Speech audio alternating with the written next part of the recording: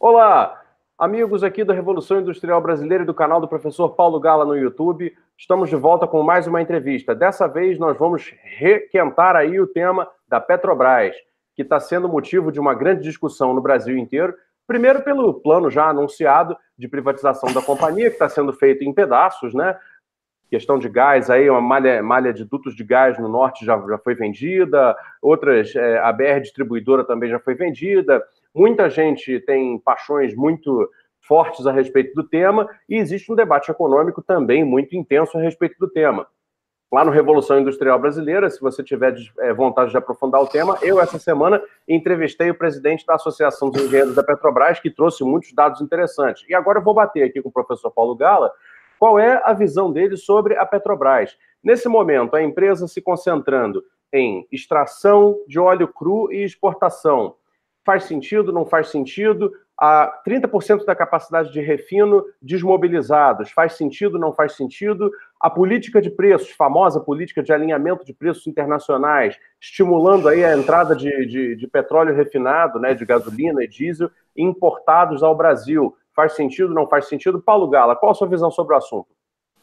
Tudo bom, Fausto? Prazer falar com você. Não tinha reparado que é Faustão, né? Puta, nunca fiz essa piada, caceta.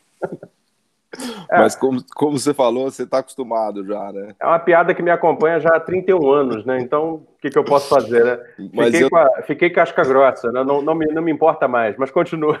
eu tenho minha família é portuguesa, meu pai é português, né? E eu descobri hoje, outra coincidência legal nossa, que a gente tem sobrenome Oliveira, né? Você é o Fausto Oliveira, eu sou o Paulo Sérgio de Oliveira Simões Gala. Não é de Orleans e Bragança, mas tem Oliveira lá, então a gente passou a vida inteira ouvindo piada de português, então a gente já está meio acostumado. Mas vamos lá, esse tema da Petrobras é um tema muito, muito importante e muito, muito interessante, né? Sempre que eu falo de Petrobras, meus amigos mais à direita me chamam de esquerdista, e meus amigos mais à esquerda me chamam de reacionário, de direita e entreguista, né? Então eu vou tentar fazer é, considerações aqui sobre o que eu acho que deveria ser feito e como eu gosto de encarar essa questão, né? E antes de mais nada, aliás, se fazer um elogio à entrevista que você fez no seu canal, ficou muito, muito boa, né? Uma entrevista, claro, cada um fala da sua perspectiva, né?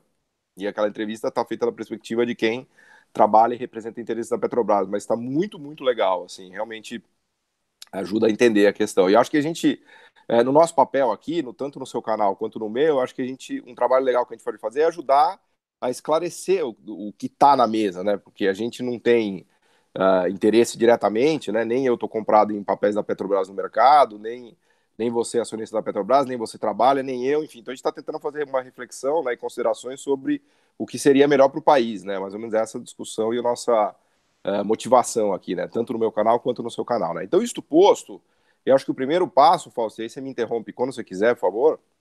O primeiro passo é entender qual é o abacaxi, né? Porque tem muitas coisas envolvidas aí, então a gente precisa tentar destrinchar um pouco, né? Primeiro, entender que a Petrobras, na verdade, são três Petrobrases, né, por assim dizer.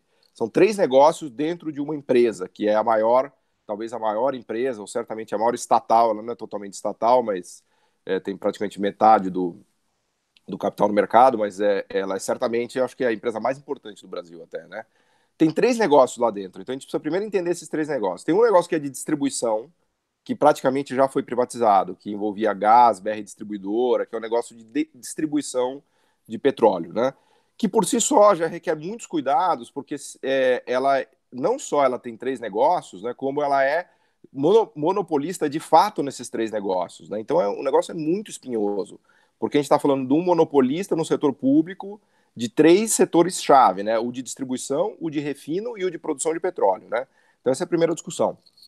A parte de distribuição já foi privatizada praticamente e me preocupa muito a questão da regulação, porque se é verdade que um monopólio estatal vamos dizer assim, tem grandes lucros, o monopólio privado então nem se fala, né? Se você soltar a iniciativa privada sem regulação e der na mão dela três setores que são interdependentes e deixar ela exercer o poder de mercado e de precificação que ela quiser, sai de baixo. Aí você vai ver gasolina a R$ 8, né?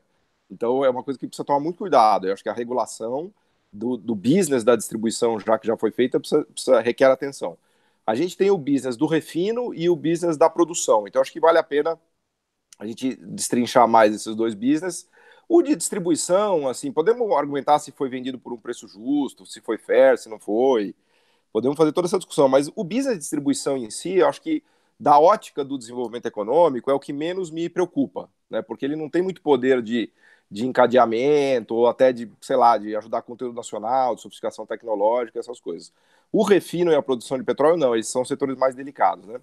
Então vamos tentar destrinchar rapidamente o que acontece nesses dois setores e como eles estão completamente ligados, e isso passa pela questão do preço da gasolina, né? Então, o que acontece? A Petrobras tem hoje, acho que 12 ou 13 refinarias, e ela é monopolista de fato de refino de petróleo no Brasil. E a Petrobras também é a grande produtora de petróleo, de extração de petróleo no Brasil, né? Isso é monopólio de fato, não é de júri, porque o FHC nos 90, ali 95, ele quebrou esses monopólios legais, só que a empresa já estava constituída lá. Então, ela tem essas 12, 13 refinarias, ela tem as plataformas, ela já está posicionada, ela é o grande player do mercado de petróleo no Brasil. Muito difícil alguém entrar aqui para competir de verdade com ela, porque ela é o que a gente chama em organização industrial do incumbente, né? O cara que manda no mercado, dado que ele é um monopolista ou um quase monopolista, né? O negócio do refino e da exploração é totalmente conectado, porque ela pode fazer uma decisão, e essa decisão é a mais crucial em relação à determinação do preço da gasolina, que é a seguinte: ela pode decidir exportar todo o petróleo que ela produz aqui, extrai do nosso subsolo, ou ela pode decidir passar para as refinarias dela e refinar o petróleo. Então, na medida em que ela decide deixar, por exemplo, 30% das refinarias ociosas, como é o caso no momento, é porque ela tomou uma decisão de direcionar mais petróleo para o exterior, porque ela acha que ela vai ganhar mais dinheiro exportando petróleo e não usando o petróleo para o refino internamente. E tem até um post no meu blog que eu fiz com um especialista, engenheiro do setor e que está fazendo um mestrado sobre o tema, e ele estava me dando umas aulas e me explicando, que eu achei muito interessante. Hoje, a atividade de refino, ela dá muito menos do que a metade do lucro do que a atividade de exploração e venda no mercado mundial. Então, se a Petrobras decide explorar e vender no mercado mundial, isso é uma decisão, vamos dizer assim, privada, né? É a decisão que maximiza o lucro dela, né?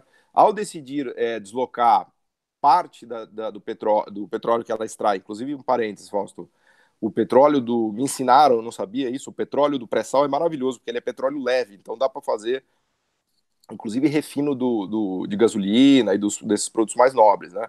Que foi uma notícia fantástica. Hoje a gente vai estar com 3 milhões de barris dia de produção, e aí fazer um elogio à era Lula e Dilma, que eles investiram muito na Petrobras, e vamos voltar a falar desse tema, que certamente ele é controverso, mas o pré-sal foi uma grande descoberta da era Lula e Dilma, né? Inclusive era um poço da Shell, não sei se você lembra, era um poço de sociedade da Shell com a Petro, e a Shell abandonou, não quis furar mais fundo, que ia custar mais 100 ou 120 milhões de dólares, aí a Petro falou, não, vamos furar mais fundo, porque vai que tem petróleo aí.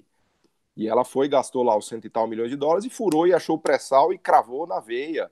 A gente achou, para você ter ideia, praticamente uma Arábia Saudita no subsolo do Atlântico Sul. Né? A gente está produzindo 3 milhões de barris dia, metade já vem do pré-sal, só que o pré-sal tem uma produtividade explosiva. A gente pode chegar, não é difícil chegar a 4, 5 milhões de barris dia, que seria igual Irã e Iraque, se não mais que Irã e Iraque. Né? Então, nessa decisão de produzir, explorar e vender para o mercado externo, a Petrobras está se comportando como uma empresa privada e buscando o lucro máximo dela. Ao direcionar o petróleo para refino internamente, ela está tomando decisões de outra natureza que não uma decisão estritamente privada e de lucro, né? E pelo fato dela ser metade estatal, essas decisões podem se justificar, e daqui a pouco eu quero analisar um pouco isso, né?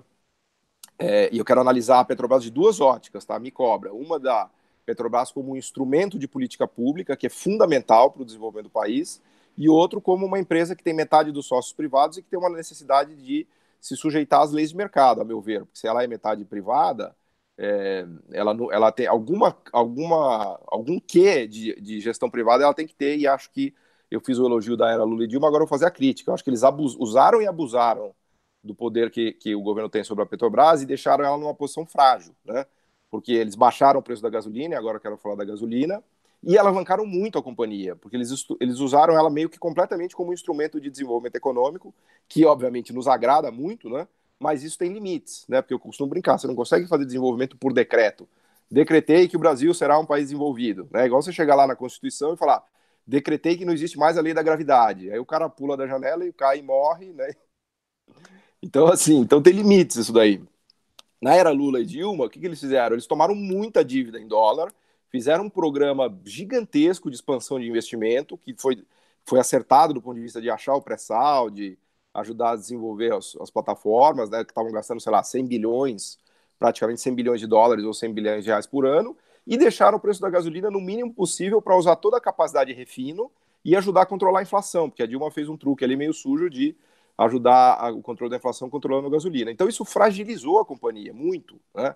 Não é que a Petrobras quebrou, longe de ter quebrado, porque ela é uma monopolista de fato, e monopolista de fato com esses 3 business no Brasil é inquebrável. Aliás, não comprei ações, me arrependo amargamente, né? Porque a ação foi a R$ 4, né? Quando estava ali, realmente a empresa estava surrada pelo mercado, né?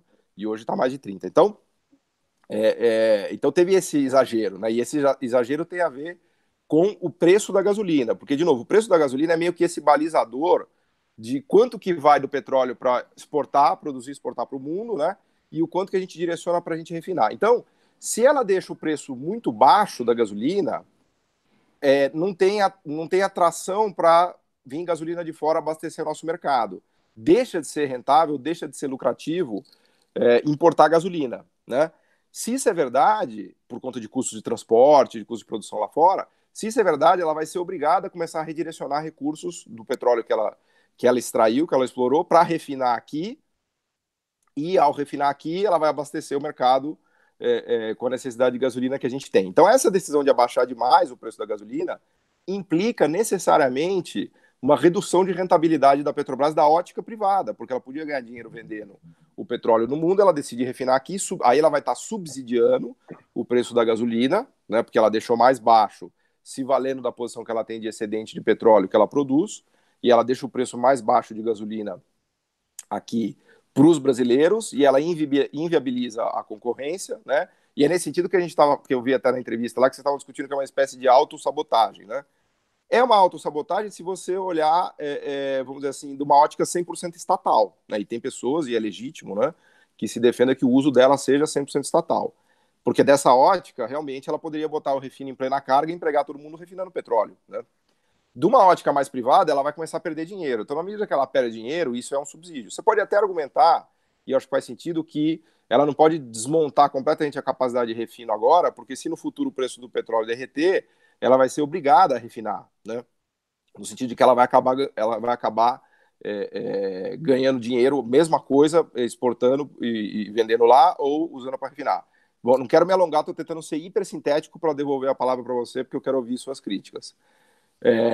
Agora, vamos pensar na Petrobras como um instrumento de política pública, que é fundamental, né? Então, eu acho que tem um papel-chave, que é a coisa do conteúdo nacional, e isso tem a ver principalmente com a decisão de explorar petróleo aqui, mas botando cláusulas de conteúdo nacional, também tem um pouco a ver com o refino, eu já falo, e acho que na era Lula e Dilma a gente abusou disso também foi outro grande erro, né? Me lembro de amigos que eram do setor e o cara comprava o whisky Johnny Walker no supermercado e punha lá e mostrava para a Petrobras que aquilo era o conteúdo nacional. Né? A nota fiscal do supermercado, que ele comprou não sei quantas caixas de Johnny Walker, era o conteúdo nacional.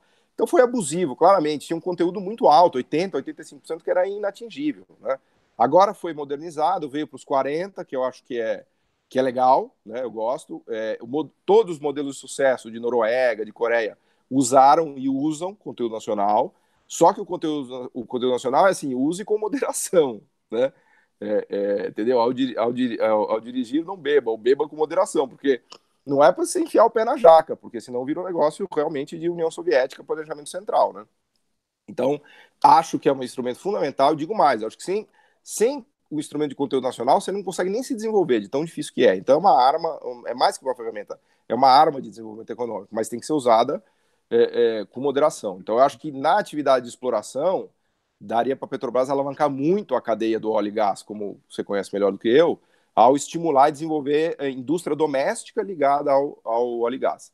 Na parte de refino também, eu acho que o refino também tem um encadeamento, especialmente para frente, né, mas também um pouco para trás, e também poderia ajudar. Então, assim, eu acho que obviamente justificável e deveria ser pensado na Petrobras como uma ferramenta de política pública. No final, para eu concluir, né, eu acho que no final do dia tem que ter pragmatismo, entendeu? Eu não privatizaria a Petrobras, eu acho que ela tem poder de monopólio gigantesco demais no business do refino e no business da produção. Mas eu usaria, sim, como instrumento de desenvolvimento da maneira mais pragmática possível. Eu acho que os extremos, a gente, de novo, né, Fausto, a gente fala muito isso aqui, a gente caiu em dois extremos, né? Na era Dilma Lula, a gente enfiou o pé na jaca de um lado e agora a gente está enfiando o pé na jaca do outro lado, né? Então, tá difícil buscar esse meio termo pragmático, né? Os Estados Unidos faz bem isso. Nos Estados Unidos, tem 150 refinarias, são todas privadas, só que tem uma lei americana que proíbe a desnacionalização de qualquer refinaria. Então, os chineses chegaram lá para comprar refinaria, aí os americanos falam, não, cai fora daqui, chinês, que eu não vou vender refinaria para você, porque esse setor é estratégico, né? Então, tem uma lei americana, tem um comitê que analisa isso, é um negócio super bem feito, né? De julgamento em relação a... Porque o petróleo é estratégico, óbvio que é, porque se não tiver suprimento de petróleo, o país para, né? Então, ele é um insumo estratégico para qualquer país. Inclusive, os Estados Unidos proibiu a exportação de petróleo durante 40 anos, né, de 1975 até 2015, era literalmente proibido exportar petróleo bruto nos Estados Unidos. Uma proibição, um ban, né? Porque eles tinham essa noção de que era muito importante ter o próprio suprimento de energia. Depois, com o shale gas, a produção de petróleo nos Estados Unidos já está igual da Arábia Saudita, para você ter ideia, Fausto, 13 milhões de barris dia. Então, eles deram uma relaxada e levantaram esse ban, mas ainda está lá a prerrogativa que eles têm de vetar a desnacionalização. Enfim, falei demais, volto para você um pouco aí, se você quiser dar uma... Então, você levantou uma série de pontos e realmente vários desses pontos se conectam com a entrevista que eu fiz. Eu queria realmente recomendar a quem estiver vendo esse vídeo a ver a entrevista com o presidente da AEPET, né, no Revolução Industrial Brasileira. O nome dele é Felipe Coutinho. Busca lá, vai ser um ótimo complemento para o assunto. Na entrevista, eu vim a entender bastante sobre como está sendo esse mecanismo, né? E você tocou num dos pontos assim mais centrais dele, que é o seguinte: você tem uma opção de fazer a exportação do óleo cru, né? Porque hoje, e ela hoje se justifica economicamente, né, do ponto de vista de uma empresa privada, como você coloca, porque o preço do barril de petróleo está moderadamente alto, digamos assim, ele está em torno de $60. Se mas o problema é que eles apontam como isso, na verdade, é colocar muita expectativa de futuro em algo que é plenamente instável. Então, até do ponto de vista de uma empresa privada, isso poderia ser considerado arriscado demais. Por outro lado, a tal da política de paridade de preços internacionais, né, que coloca o preço interno junto com o preço externo, que é composto de uma série de custos de internação, como, por exemplo, o transporte, as taxas de importação, a logística de importação, o aluguel de navio, toda a questão da liberação daquilo do porto para dentro do país, etc. Essa opção de equiparação de preços internos com preços externos muito elevados, primeiro penalizaria, né, que o público, a sociedade brasileira que consome combustível, e, em segundo lugar, incentivaria a importação, porque, afinal de contas, é como se a Petrobras, então, deixasse de ter o monopólio sobre o consumidor. Então, ela age como se não tivesse esse monopólio. Aí, muita gente já começa a colocar palavras fortes, né, para definir isso, claro. Mas, independente disso, a questão que eu queria levantar com você, que é muito cara, né, aos seus estudos, à sua análise, é a seguinte: se nós pegarmos pragmaticamente o setor de petróleo, que das 25 maiores empresas do mundo, tem 19 estatais, e analisar o perfil de investimentos de todas elas, nós chegamos à conclusão, e isso eu dei uma estudada boa também antes da entrevista com o presidente da AEPET, de que a maior parte dos investimentos dessas empresas está sendo feito no chamado downstream, que vem a ser, ou no português seria a jusante, né? Quer dizer, é do ponto central do negócio para baixo, ou seja, é o refino, a petroquímica, a formação de novos produtos, novas resinas, novos plásticos, etc, etc. Aí reside, né, perdão, a capacidade multiplicadora, não apenas em termos de valor adicionado, né, o efeito de multiplicação econômica, como também o efeito de geração de tecnologias. E, ao parecer, ao se concentrar na extração e exportação de petróleo cru, a Petrobras estaria abrindo mão não apenas do seu papel de monopolista de preços do mercado interno, mas também do seu papel de força motriz do desenvolvimento tecnológico de longo prazo do Brasil, né? E aí se coloca um ponto que vai um pouco além da matemática mais liberal ou mais estatizante, que, né, uma defendendo, né, a manutenção do poder de monopólio para que o petróleo brasileiro sirva aos brasileiros, né, e seja um combustível barato e mobilize a economia agora, e a outra dizendo que não, que melhor é que tenha aí um mercado sem falhas, né, que Bom, aí eu já vou evitar adjetivar, porque são ideias que eu não acredito. Mas queria ouvir seu comentário a respeito disso, a respeito de... Então, quer dizer, nós temos uma situação em que a Petrobras, por mais que talvez do ponto de vista de uma empresa privada isso se justifique, né, vai um pouco na contramão dos investimentos que vêm sendo feitos por todas as outras petroleiras que têm tamanho e qualidade e dimensão parecido, similar ao dela. Ótimo, a sua pergunta foi maravilhosa. Eu vou destrinchar ela aqui em duas partes, porque eu acho que vale a pena explorar com mais calma, né? A primeira é, de novo, o preço da gasolina. Eu acho que o preço da gasolina é bem legal, porque, aliás, ele é a origem de todo o problema, né? Ou de toda a solução. Imagina que a Petrobras é essa monopolista, maior monopolista do Brasil, né? O que impede, se ela fosse privada, o que impediria ela de colocar o preço da gasolina em 6, 7, 8 reais, né? Um preço infinito, né? Que seria o monopolista exercendo o seu poder. Claro que o monopolista, o poder máximo de precificação dele é dado pelo ponto em que a demanda começa a cair e o lucro dele deixa de ser o lucro máximo, né? Que os economistas famigerados chamam de receita marginal igual a custo marginal, né?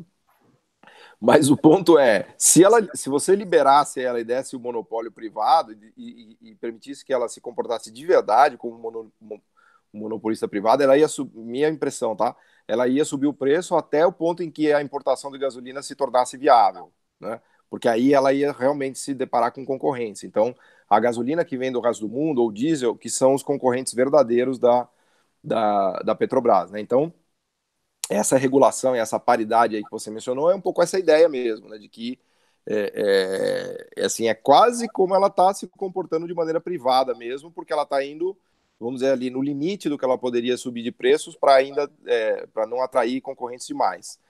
Ela seria ainda mais monopolista se ela pudesse usar toda a capacidade dela de extração para ela mesmo refinar, né? Ela, vamos dizer assim, ela teria ainda mais poder de baixar esse preço, que é essa discussão, né? Agora, o segundo ponto que eu gostei, eu achei maravilhoso o jeito que você pôs, foi força motriz do desenvolvimento tecnológico, né? E de verdade, essas petroleiras, né, ou empresas petrolíferas, elas têm uma potência violenta para desenvolver a cadeia tanto a jusante quanto a montante, né? Ou seja, do que ela produz o petróleo para frente, que são os derivados e o refino e toda a petroquímica, e para trás, no sentido de explorar a cadeia, né? De fazer sondas, máquinas, equipamentos de perfuração, barcos, plataformas. Então, imagine o poder de uma empresa de petróleo, né? Ela sofistica para frente e sofistica para trás, né? Então, sem dúvida, e isso é o que a gente fala, cansa de falar aqui no canal, né? Tanto no meu canal quanto no seu, que o governo ele tem que usar de todas as ferramentas de política pública que ele tem para produzir essa sofisticação tecnológica da economia, porque é isso que vai gerar o desenvolvimento econômico no longo prazo. Então, sim, eu acho que a Petrobras tem que usar esse poder dela para desenvolver a cadeia para frente, né, de refino e assim por diante, e para trás com o conteúdo nacional. Então, assim, do ponto de vista de princípio, não há a menor dúvida que ela deve fazer isso. Ela não deve se comportar como uma empresa meramente privada, né, até porque ela tem metade dela é privada e outra metade é estatal, né. O ponto que a gente tem que analisar é quais são os limites disso, né, quais são os limites. Eu acho que a era Lula é uma boa lição, porque isso não é ilimitado, né, uma empresa não pode ser gerida de maneira, vamos dizer assim, totalmente descolada de regras de mercado e de princípios de mercado, né. Então, eu acho que a empresa, e isso os asiáticos fizeram muito bem, né, eles foram sábios ao usar o mercado para se alavancar, usar o mercado para seu favor, né. Então, eu acho que a gente deveria ter esse pragmatismo para definir esses limites de atuação, né, para não exagerar de um lado, né, por assim dizer. E para não exagerar, assim, só para organizar o raciocínio, para não exagerar no lado de que você pode fazer qualquer coisa e por decreto tentar sofisticar um pouco da coisa da Sete Brasil, das sondas que deu errado, quer dizer, teve vários problemas, né? Então esse seria o exagero do lado, eu vou colocar uma palavra chula e grosseira, estatizante, mas só para deixar bem claro, né? Esse é o exagero estatizante. E o exagero mercadista, que é aquele que a gente critica sempre aqui em todos os nossos vídeos, é o equivalente a você acreditar em Papai Noel, porque é evidente que se você ficar só extraindo o petróleo e vendendo no mercado mundial, porque dá um baita lucro, eu te falo rapidinho onde você vai parar. Você vai parar na Nigéria. A Nigéria faz exatamente isso. Ela tem 25% do PIB representado quase pelo setor petroleiro, e ela exporta 95% da total das exportações da Nigéria, e ela tem o que os economistas chamam de doença holandesa, né? que é aquela situação em que o setor de energia e gás toma conta do seu setor produtivo inteiro. Claro que é um caso extremado, né? Mas não a mera extração, exploração de petróleo e venda no mercado mundial não irá desenvolver o país, não provocará esse movimento, essa sofisticação tecnológica que tanto a gente defende aqui. Então, essa arma, esse botão, está na mão da Petrobras, né? Então, o que me irrita um pouco é você acreditar, que eu brinco que é acreditar no Papai Noel, é você achar que extraindo petróleo e vendendo no mercado mundial, beleza, tá tudo certo e a gente vai se desenvolver assim. Não, é muito mais do que isso. Mas o que me irrita do outro lado é você achar que numa canetada você vai criar 20 refinarias super eficientes, você vai pôr o preço da gasolina onde você quiser, você vai tomar dívida em dólar infinita no mercado mundial e você vai produzir tudo no Brasil com conteúdo nacional de 95%. Também não é isso, entendeu? Então eu acho que, de novo, eu acho que a virtude está aí nesse pragmatismo inteligente, né, Fausto? E eu sei que ao dizer isso eu desagrado todo mundo, de todos os pontos do espectro, né? Mas enfim, para fazer o quê, né? Acho que não tem problema, porque você tem gordura para queimar, né? Pelo menos com um dos lados do espectro, que admira bastante as suas colocações sempre, né? Te acompanha, né? Eu acho que está tudo certo, não tem erro não. E depois, assim, aqui eu também falar e deixar esclarecido isso aqui, nós aqui, nessa nossa participação conjunta, estamos tentando fazer um trabalho de informação e educação. A tentativa aqui é a seguinte, é usar todo o cabedal, como vocês podem ver muito bem ilustrado nessa imagem permanente atrás do Paulo Gala, né? Eu garanto a vocês, não é um papel de parede, né? São de fato livros que estão... Eu vou mostrar, ó, olha, né? Aqui, ó, tem uns aqui, ó, de verdade. Pois é, tá vendo? Então o trabalho é pegar todo esse enorme cabedal de conhecimento que está aí, entendeu? Não só do Gala, mas de outros grandes economistas que a gente entrevista lá no canal. Obrigado pelos grandes economistas. Mas sem dúvida. E tentar colocar isso compreensível para uma maioria, né, de pessoas, para pelo menos uma quantidade maior de pessoas, para que elas possam reproduzir essas ideias também. Né? E tem esse direito, na verdade, de compreender mais, entender melhor o que se passa, né? Então, basicamente, assim, aqui a gente não está fazendo política, embora os assuntos sejam muito próximos de política, né? Estamos, na verdade, tentando fazer um trabalho de disseminação de conhecimento, né? Visões críticas e alternativas que, em geral, são, né, alijadas, são afastadas aí dos meios de comunicação tradicionais, trazê-las de volta e, quem sabe, fazer o debate ficar mais saudável, mais arejado, né? E que mais gente possa participar pensando melhor sobre as coisas, né? Então, acho que essa é a ideia. Bom, Paulo, falamos pra caramba, né? Vamos encerrar, então, esse vídeo. Eu agradeço a você que está nos assistindo. Fique com a gente aí, se inscreve no canal Revolução Industrial Brasileira e também no canal do professor Paulo Gala. Tenho certeza que você não vai se arrepender. Muito obrigado e até uma próxima.